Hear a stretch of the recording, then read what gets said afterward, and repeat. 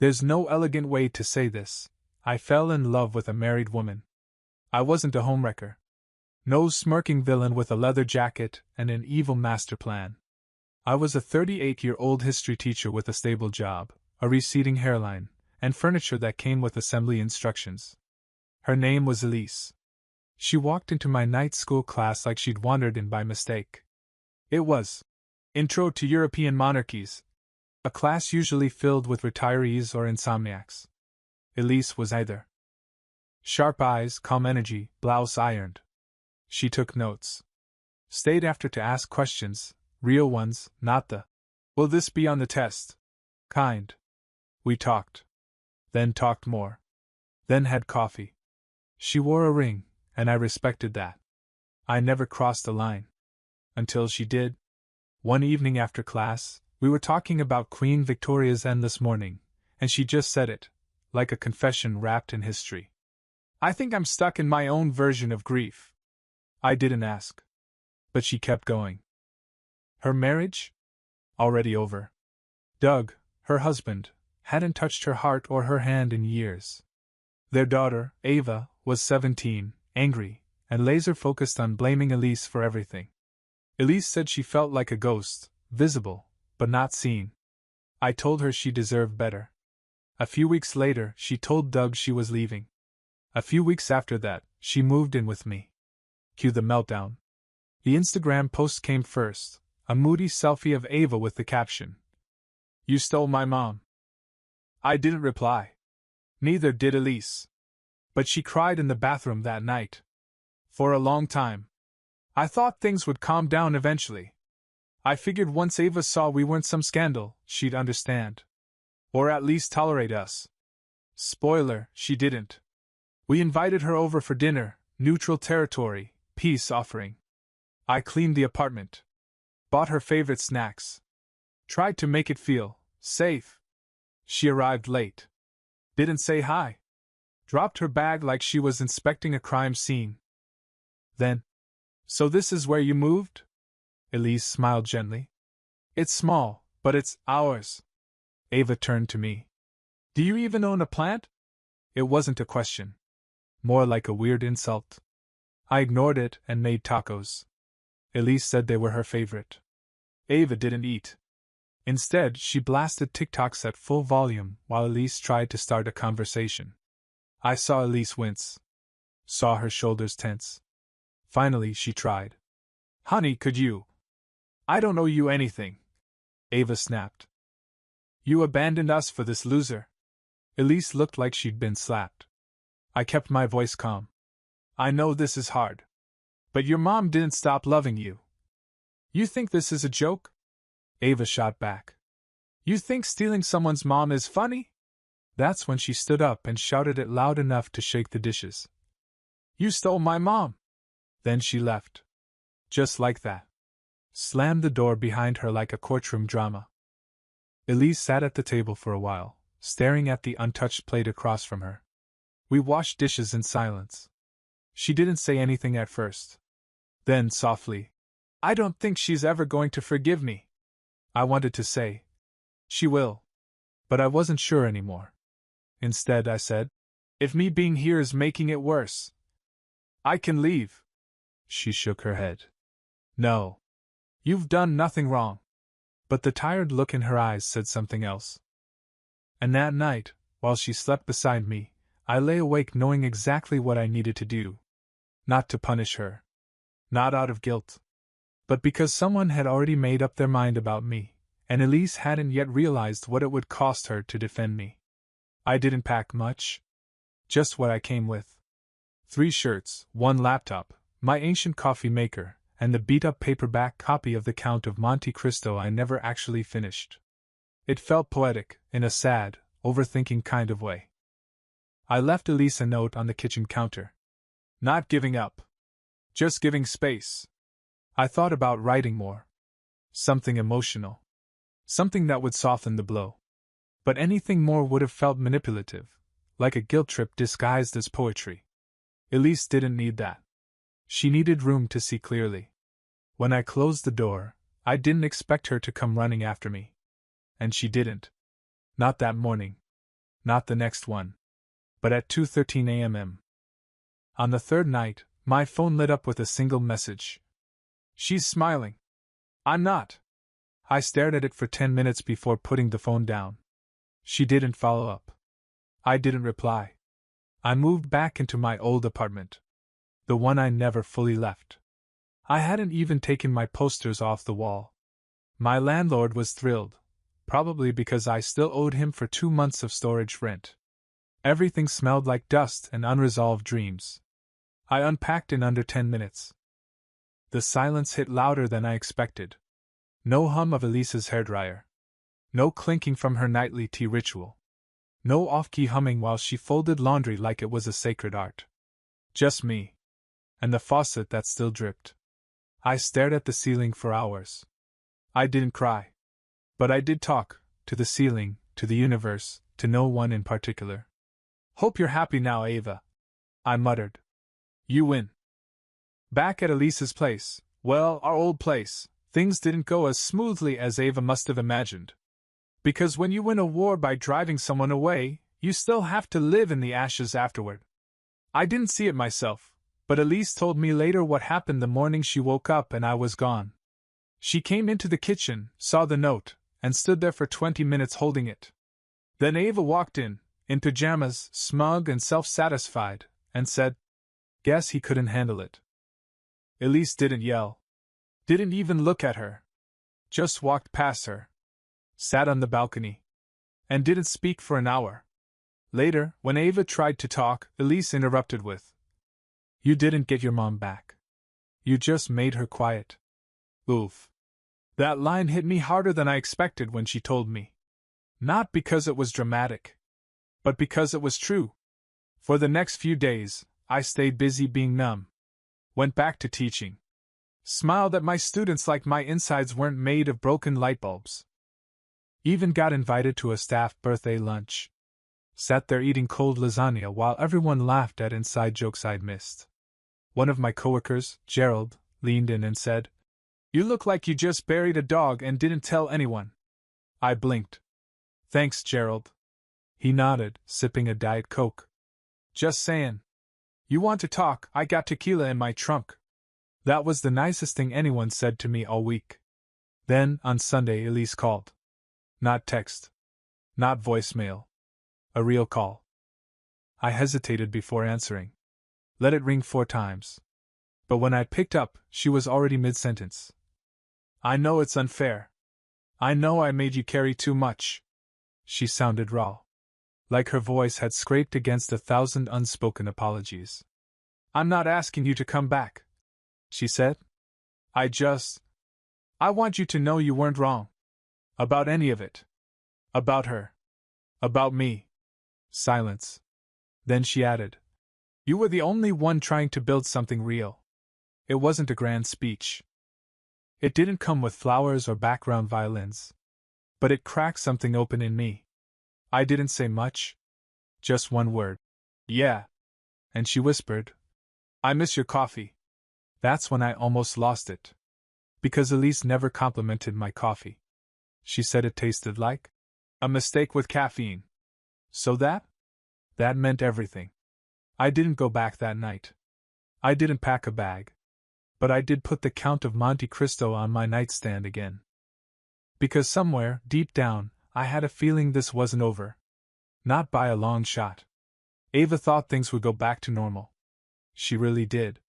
She even made a post the day after I left. "House is finally quiet again, nail polish #peace." The comments were a mix of enablers and clueless classmates. "Ugh, finally! Good for you, girl. Now get your mama back," face with steam from nose. What they didn't see, what none of them could have known, was that Elise didn't come back. Not really. Sure, she was there physically. But emotionally? Gone. Like someone had dimmed the lights inside her and lost the switch. According to Elise, who told me this weeks later, when she could finally talk about it, Ava's victory party didn't last long. At first, Elise tried. She cooked Ava's favorite dinner, salmon with crispy potatoes. Ava barely touched it. "Did you add lemon this time?" she asked flatly. Elise smiled. Like always. Ava didn't look up from her phone.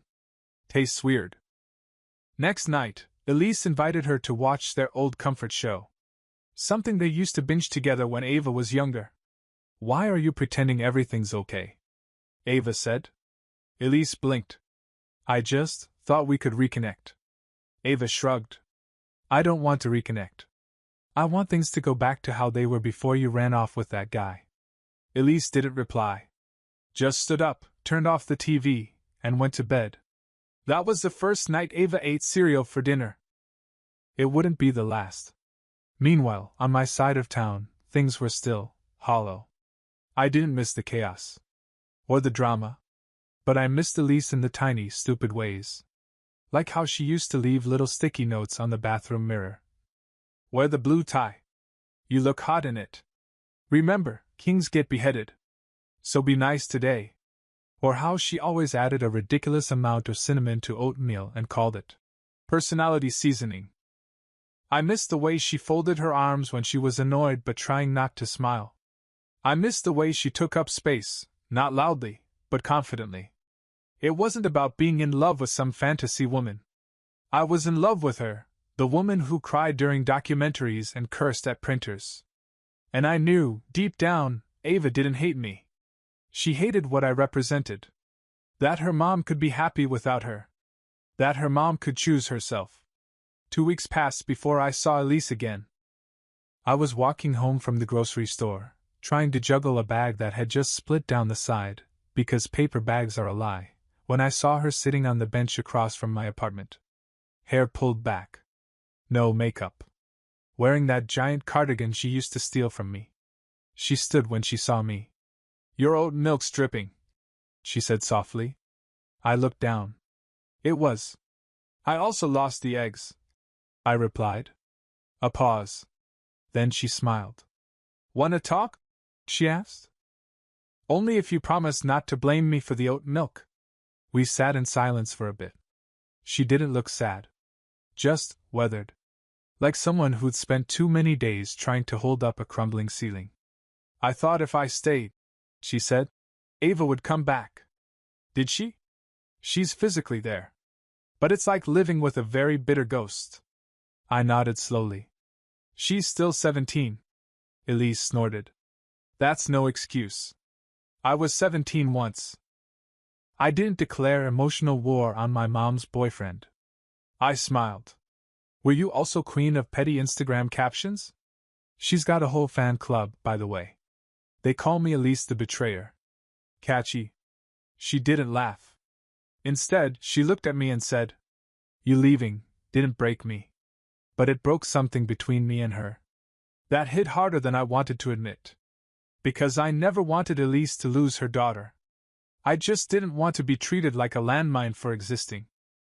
She pulled something out of her bag, a folded note. It was the one I left on the kitchen counter.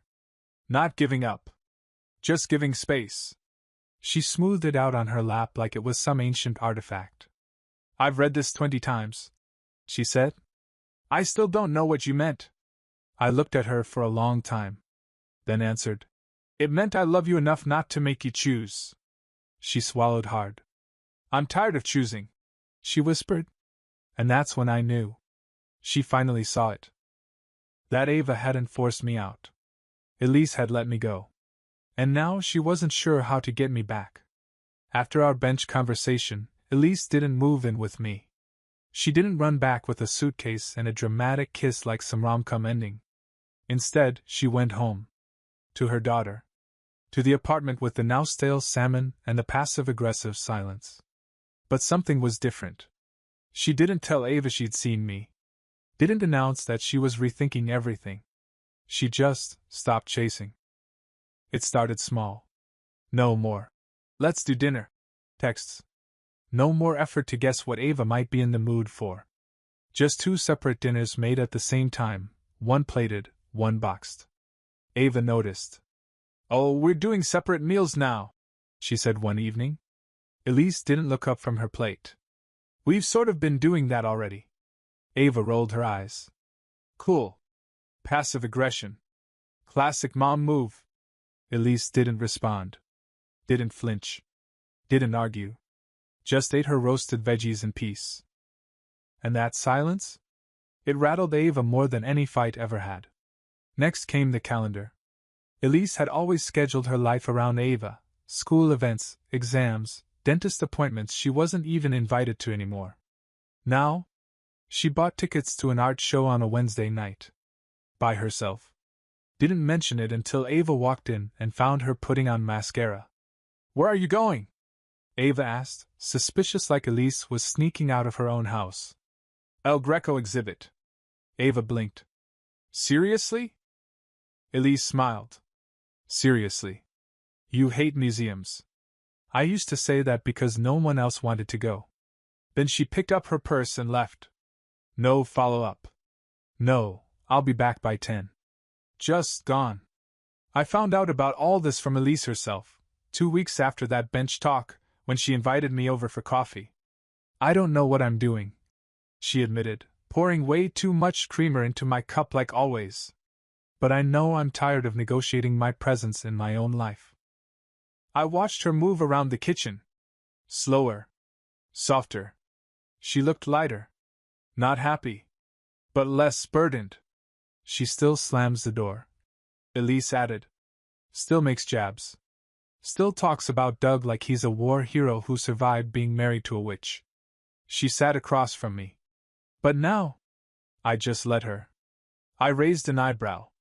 "Really?" Elise sipped her coffee. "Really?" A pause. Then, "I'm not her villain anymore. I'm just background noise she can't mute."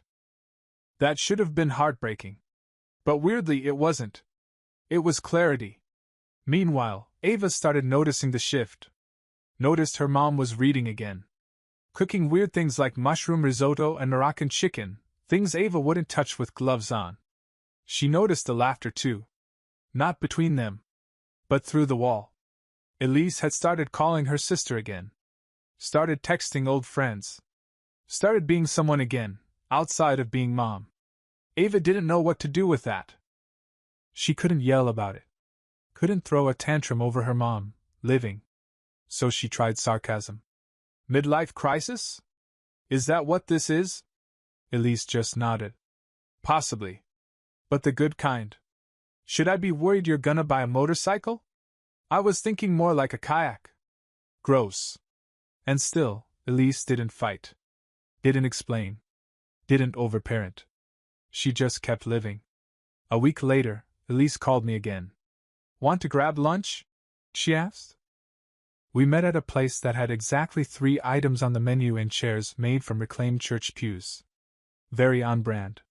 We sat outside. She didn't wear makeup. Her laugh came easier. Halfway through I asked, "What changed?" She didn't dodge the question. "I used to think motherhood meant martyrdom. That if I wasn't sacrificing something, I was doing it wrong." She stirred her drink slowly. "But I realized, if I keep killing parts of myself to make Ava comfortable, there won't be anything left of me when she finally grows up." That line stuck with me the rest of the day. Because I'd watched her twist herself into a version of acceptable for so long, and now she was reclaiming her volume. And Ava? Ava was finally learning what silence actually felt like, when it wasn't just dramatic, but real. Ava didn't like being ignored. Not in a spoiled, foot-stomping way, though she had her moments. It was deeper than that. She had built her entire identity around being important enough to disrupt. If she was angry, the room changed. If she sulked, people apologized. If she cried, plans got cancelled. But now, Elise wasn't bending anymore. And Ava had no idea what to do with that power vacuum. It all came to a head on a Tuesday. Random, unremarkable Tuesday. Elise had just gotten home from a long day at work, some management seminar full of icebreakers and stale muffins. She was tired. Hungry. Ready to microwave something regrettable and sit on the couch. She opened the front door and froze. There, in the middle of the living room, was Ava. Holding a folder. Her folder. Elise's journal. Her private writings. Her reflections from the months she spent falling for me, doubting herself, questioning everything. Ava had found it in the closet. and she'd read all of it. I didn't know you hated me this much, Ava said coldly, holding the folder like it was a weapon. Elise blinked. That's private. Ava stepped forward. Oh, I know. Private thoughts about how you wanted to leave even before you met him. About how you wished you never had a kid so young. About how being my mom felt like a full-time PR job. Elise's face strained of color. You read my journal? You left it in the house. Our house. Elise's voice was quiet but firm. That's not how this works. That's not an excuse. Ava tossed the folder onto the table. Papers spilled like accusations. I guess I finally know how you really feel. Ava snapped. I'm just a mistake you keep trying to decorate. Elise didn't yell. Didn't cry. Instead, she picked up one of the pages, carefully, like it might disintegrate, and said, I wrote those things when I was hurting. When I didn't know who I was outside of being your mom. Ava scoffed.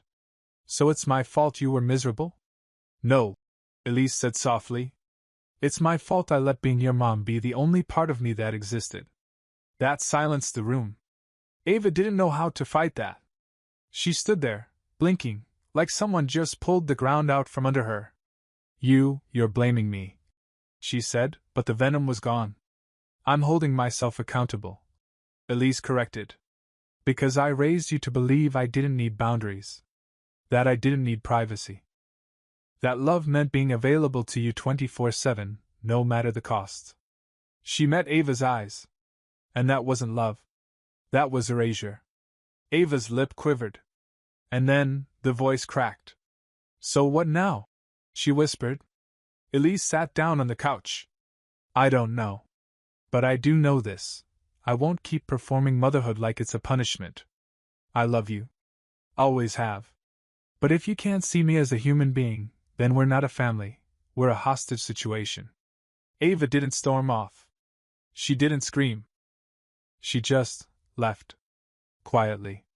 Elise sat there, surrounded by pages of her own handwriting, and realized something strange. She didn't feel guilty. She felt relief. That night she called me. Didn't even say hello. Just, she read it. I didn't need to ask what. She said I hated her. I waited. And do you? I could almost hear her shaking her head. No. But I don't want to live with someone who believes I do, and uses that as an excuse to hurt me. That was the moment. The shift. The point of no return. I asked. So, what now? She exhaled. Now I pack. Elise didn't pack like someone escaping. No frantic duffel bags. No slamming drawers. She moved through the apartment like someone making peace with a place she'd already left 100 times in her head. She folded her sweaters. Wiped down the bathroom mirror. Even cleaned the inside of the microwave. I want to leave it better than I found it, she said when I asked why she was scrubbing crusted marinara off the glass plate. You lived here for 10 years. She smiled sadly. Exactly. Ava wasn't home when Elise left. She timed it that way. Not to be dramatic, but to avoid turning the hallway into another stage for one last guilt trip. She left 2 things on the kitchen counter. 1, her key. 2, a note that read, You don't have to understand me to love me. But if you ever want to know me, I'll be somewhere safe. She didn't sign it. Didn't need to. When she showed up at my door, suitcase in one hand, takeout bag in the other, I didn't say anything. Just stepped aside. She dropped the suitcase, kicked off her shoes, and exhaled so deeply I thought the walls might breathe with her. You okay? I asked. She shook her head. Not even close. Then added, But I will be. We ate dinner in silence. Halfway through, she said, You still don't own a plant. I own a cactus now. I muttered. She grinned. Liar. Meanwhile, Ava came home to silence. No footsteps. No clinking dishes. No chili simmering on the stove. Just quiet. She walked through each room like she expected her mom to jump out from behind the couch yelling, Gotcha! But there was no punchline. Just a vacuum of presence. She saw the note. Read it. Reread it. Then read it again like the meaning would change if she squinted hard enough. It didn't. Ava didn't call that night. Didn't text. But Elise saw her typing something in the family chat, the 3 dots blinking in, blinking out. Then nothing. That was more honest than anything she could have written. The next morning, Elise started unpacking. Not just her suitcase, but her rhythm. She made coffee. Real coffee. Not the gritty instant stuff she used to settle for. She opened the windows. Let the light in. She even put on music while folding laundry, Aretha Franklin, then Fleetwood Mac. She moved like someone remembering how to take up space. And I just stayed close. Not fixing anything. Not trying to be her savior. Just available. Ava didn't reach out for 5 days. When she finally did, it wasn't a phone call. It was a voice memo. And Elise didn't play it right away. She stared at the notification for 3 hours before finally pressing play. Ava's voice was shaky. I thought if I got rid of him, I'd get my mom back. But I don't even know what back means anymore. A pause. I don't hate you. I'm just scared you're never coming back. Another pause. I don't know how to be your daughter if you're not my mom. Elise listened. Twice. Then set her phone down without replying. Not because she didn't care. But because sometimes the most honest thing you can say is nothing, and let someone else sit with their own silence for a while. It happened on a Sunday. Elise was halfway through making waffles, because trauma demands carbs, when the doorbell rang. No call. No warning. Just 3 short rings and silence. She opened it to find Ava standing there, backpack slung over one shoulder, hoodie sleeves pulled over her hands like armor. No makeup. No attitude. Just uncertain. I didn't know if you'd open, she said quietly. I didn't know you'd knock, Elise replied. They stared at each other for a long moment, long enough for the waffle iron to beep behind them like an awkward third wheel. Elise stepped aside. Ava entered. She didn't sit.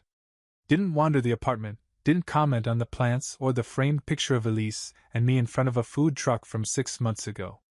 Just stood by the window, hands clenched in her sleeves. This place smells like actual food, she muttered. Elise raised an eyebrow. That's because I'm actually feeding myself. Ava nodded. Right. They sat at the small table. No music. No distractions.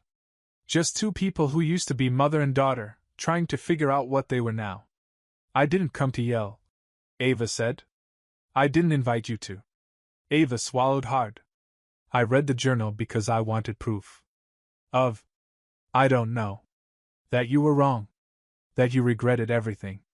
But all I saw was someone drowning. Elise blinked. I thought I was keeping you afloat. Ava added. But maybe I was holding you under. She didn't cry. But her voice cracked. Elise leaned forward. You weren't the water, Ava. You were just the one I kept treading for. A long pause. I thought loving you meant never putting myself first. But all that did was teach you that love means self-erasure. And that's not fair to either of us. Ava's shoulders sank. I don't know how to undo what I did. You don't have to undo it, Elise said. You just have to understand it. They sat in silence again. But this time, it wasn't hostile. It was processing. Then Ava asked something unexpected.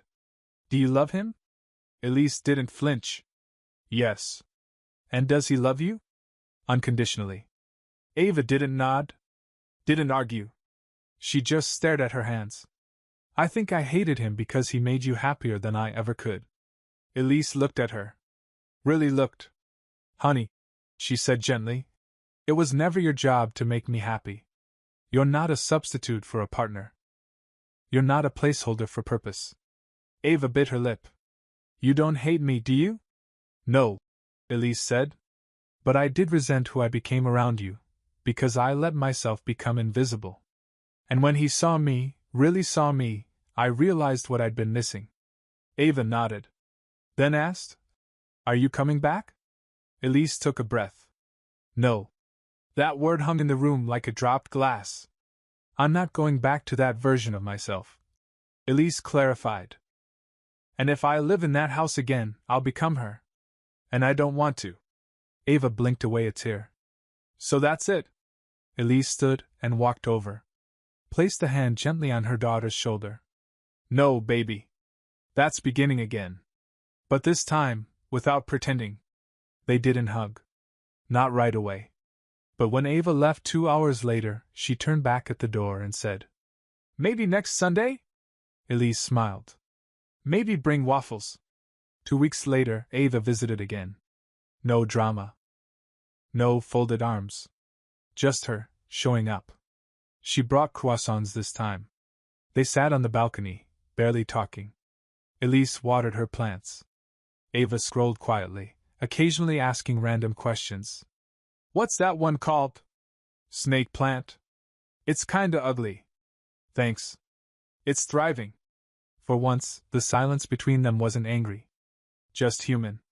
Then, as Ava was leaving, she paused at the door. Do you still think I blame you for leaving? Elise locked eyes with her. I think you're learning what it means when someone doesn't come back just because you're sorry. That stunned Ava for a moment. Not because it was cruel, but because it was true. 3 days later, Ava saw something that cemented it. Elise had posted her first photo with me in nearly a year. It wasn't posed. We were standing in line at a food truck, same one from before, both laughing, mid-conversation, mid-bite. The caption? She said I was stolen? But I was finally found. Ava didn't comment. Didn't share it. But she stared at it for 10 minutes. Because deep down, she finally saw her mother. Not stolen. Not ruined. Just gone, and glowing.